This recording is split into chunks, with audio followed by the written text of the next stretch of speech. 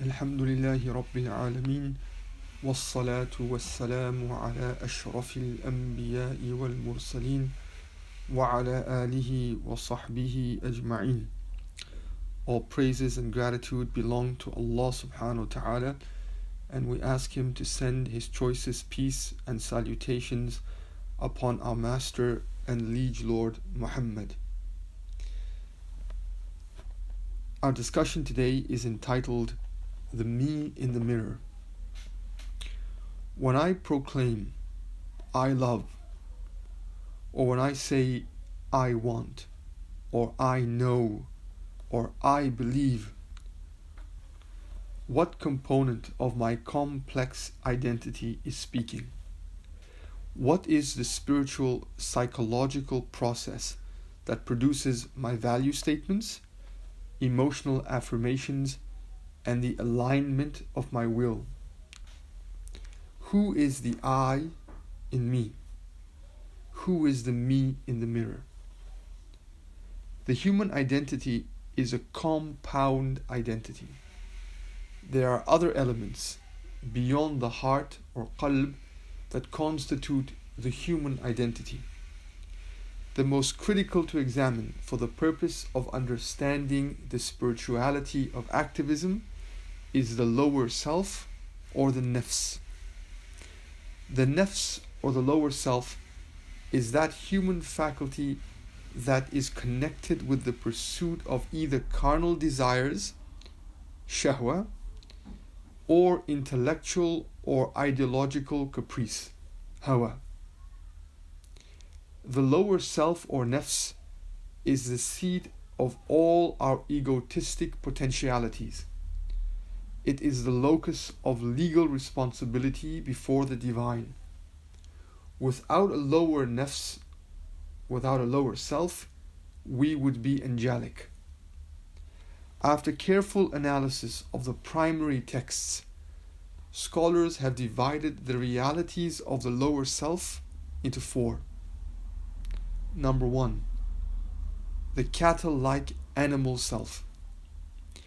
This is the lower self or nafs that finds its ultimate pleasure in materialistic and hedonistic pursuits. Its energies, its time, its resources are all devoted to the pursuits of eating, drinking, entertainment, and sexual pleasure. Allah speaks about such people in the Quran, أُولَٰئِكَ الْأَنْعَامِ بَلْ هُمْ أَضَلُّ سَبِيلًا. They are like cattle or animals, nay, they are further astray. The second sort of self is the predatory self, and this form of lower nafs or lower self finds its satisfaction in hegemony over others through violence and aggression.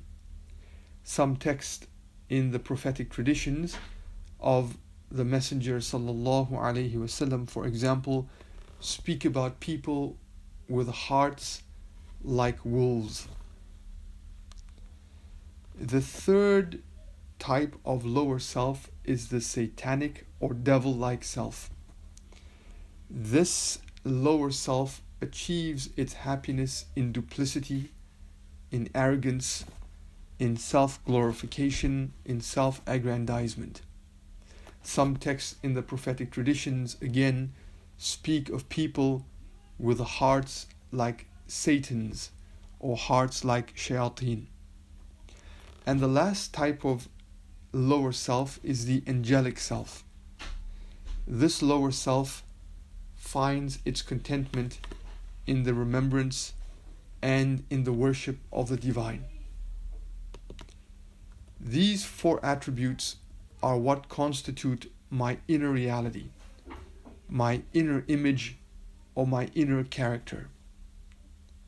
My lower self or nafs is either one of these or a permutation of them in different proportions. For example, I could be part cow-like, part satanic, and part angelic. The type of lower self or nafs that I have is the consequence of my life's choices and actions. I have molded myself. I can gauge my lower self or my nafs by the pursuit of its pleasures and delights. Where, for example, are my energies, resources, and time devoted?